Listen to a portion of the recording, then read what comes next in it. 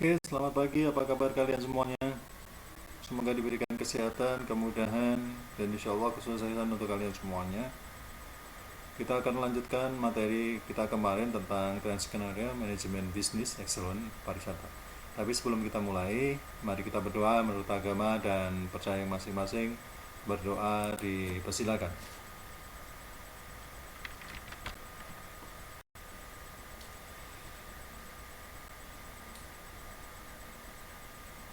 Oke, cukup teman-teman semuanya. Mari kita bicarakan tentang materi lanjutan yang kita bahas kemarin, yaitu tentang, kalau kemarin sudah sampai ke 8, yaitu tentang blockchain based business. Tapi kita akan ke 9, nanti kita sampai pertemuan semaksimal mungkin. Tapi tidak lebih dari 10 menit karena nanti terlalu berat RAM kita. Oke, teman-teman. Kita bicara tentang autentikasi biometrik. Ini adalah teknologi kunci lain yang secara konsisten meningkatkan dan memberikan manfaat di industri pariwisata. Karena ini berbasic adalah pengenalan wajah, telah diterapkan dengan baik oleh Facebook dan sehingga membuktikan manfaatnya untuk konsumen dengan teknologi pengenalan Touch ID dan ID wajah dalam konteks perhotelan. Ini konsumen dapat mengautentikasikan transaksi pembelian tanpa kartu, kredit, debit, atau online payment, bahkan dompet digital. Sifat autentikasi biometrik memungkinkan untuk pembayaran transaksi pelanggan sehingga pengguna setelah makan di restoran, hotel dapat langsung pergi tanpa perlu konfirmasi tagihannya. Karena dibayar secara otomatis tanpa perlu menunggu instruksi atau membayar dengan interaksi terminal.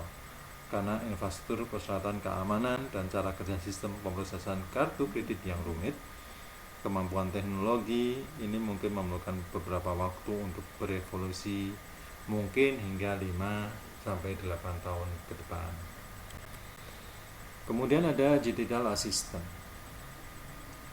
Wisatawan lebih nyaman dengan bantuan digital. 70% permintaan ke asisten Google dinyatakan dalam bahasa alami, yang berarti bahwa orang semakin nyaman melakukan percakapan dengan komputer.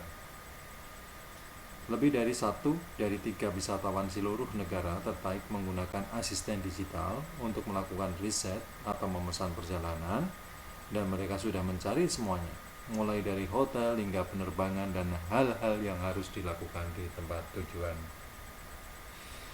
Ada personalisasi adalah kebutuhan dalam pengalaman pelanggan wisatawan. 57% wisatawan merasa bahwa mereka harus menyelesaikan informasi mereka berdasarkan preferensi pribadi atau perilaku masa lalu, atau istilahnya history.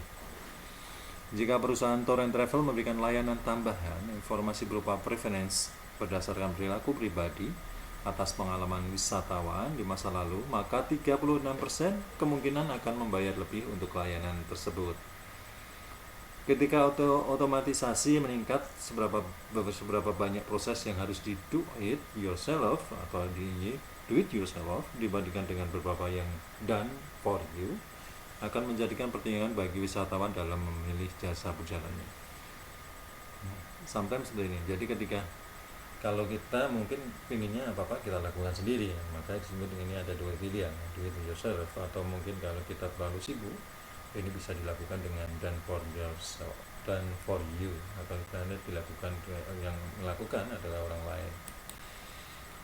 Kemudian yang ke-11 ada cloud computing, yaitu megatrend utama yang dimulai pada tahun 2015 adalah transformasi digital bisnis melalui komputasi awan dan layanan cloud. Selama tahun 2018, lebih dari 60% dari semua data bisnis telah berbasis cloud. Transformasi digital mendistribusi bisnis wisata terdiri dari pemindahan penanganan data harian ke lokal arsitektur komputasi terdistribusi di cloud. Ini menurunkan atau menghilangkan biaya kepemilikan atau perangkat keras, server, dan media penyimpanan. Pembaruan perangkat lunak untuk aplikasi kantor dan akuntansi, pemesanan dan manajemen pelanggan antara lain, mengurangi kebutuhan untuk staf dukungan IT atau informasi teknologi, dan memungkinkan pembayaran berdasarkan pada apa-apa yang digunakan saja. Cloud computing juga membawa akses teknologi, layanan, dan kapasitas modern dan generasi mendatang eksternal yang tidak mungkin menjadi tuan rumah secara internal. Cloud computing dengan demikian mengubah cara IT, mendukung bisnis pariwisata dan menyediakan peningkatan kemampuan dengan biaya yang lebih rendah ke tingkat efisiensi yang belum pernah dicapai oleh sektor pariwisata. Yang kedua, 12, Customer Digital Segmentation. Dalam bidang psikografi, mengukur ciri-ciri psikologis yang menilai manusia berdasarkan 5 ciri kepribadian dikenal sebagai 5 besar atau OSIAN. Openness, seberapa terbuka Anda terhadap pengalaman baru.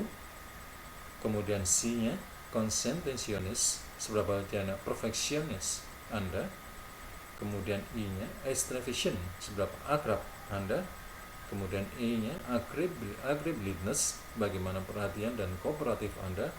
Yang terakhir, N-nya itu neuroticism, betapa mudahnya Anda kesal. Saat ini banyak diterapkan pada jejak sosial media seperti beberapa banyak foto profil dalam kontak seorang di Facebook, indikator extraversion, dan sensor gerak di smartphone yang menggunakan seberapa aktif mobilitas yang kita dalam berbagian indikator psikometrik. Ada juga dengan microgating yang mengukur kepribadian orang dari jejak digitalnya berdasarkan model OSIAN. Pemasaran pariwisata menggunakan kampanye promosi dengan segmen yang bertarget berdasarkan konsep demografi, psikometrik, wilayah geografi, kelompok usia, dan historikal perjalanan. Hal ini sekarang sudah usang dan ketinggalan zaman karena terlalu sederhana untuk bisa mencerminkan realitas. Bagaimana motif dan keputusan tiket perjalanan diberi serta destinasi yang didatangi. Yang ke-13 adalah digital traveler. Istilah pelancong di digital diciptakan oleh generasi digital milenial Gen Z, diasosiasikan dengan angka 8 yaitu detik yang digunakan milenial untuk memproses informasi, mempertimbangkan kemudahan pindah ke hal yang menarik perhatiannya dalam waktu detik tersebut. Pertaruhan terbaik untuk memperoleh adalah menggunakan gambar atau video daripada kata-kata. Realitas otak Gen ZS menyarankan fungsi yang secara fundamental telah belajar dan untuk memproses informasi yang lebih cepat.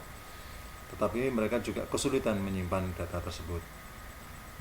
Milenial suka dengan aplikasi media sosial seperti Snapchat dan Whisper lebih dari Facebook dan Twitter. Tetapi popularitas Instagram di kalangan milenial lebih tinggi. Pemasar wisata dalam berkomunikasi dengan milenial mestinya menggunakan Instagram, Snapchat, dan saluran serupa lainnya. Milenial juga menonton 2 kali lebih banyak video di ponsel. 70% milenial menonton setidaknya 2 jam YouTube per hari dan menerima lebih dari 3.000 pesan teks dalam sebulan. Dengan demikian kita harus memahami harapan, tuntutan, nilai layanan, dan pengalaman transformatif Gen I dan Gen Z ini karena mereka adalah e-traveler baru dengan daya beli terbesar untuk wisatawan. Oke teman-teman, kita sampai 13 saja dulu, bisa besok kita lanjutkan untuk yang ke-14 sampai ke-50. Basicnya semampu kita. Saya berharap nanti kedepannya kita sudah tidak melalui online tapi offline, jadi saya bisa melihat wajah-wajah kalian, bisa melihat senyum kalian, dan bisanya transfer knowledge saya akan lebih maksimal.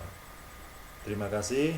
Jangan lupa nanti kalau ada pertanyaan, ada apapun bisa di link kita atau di Chrome, istilahnya di Google Class kita ya.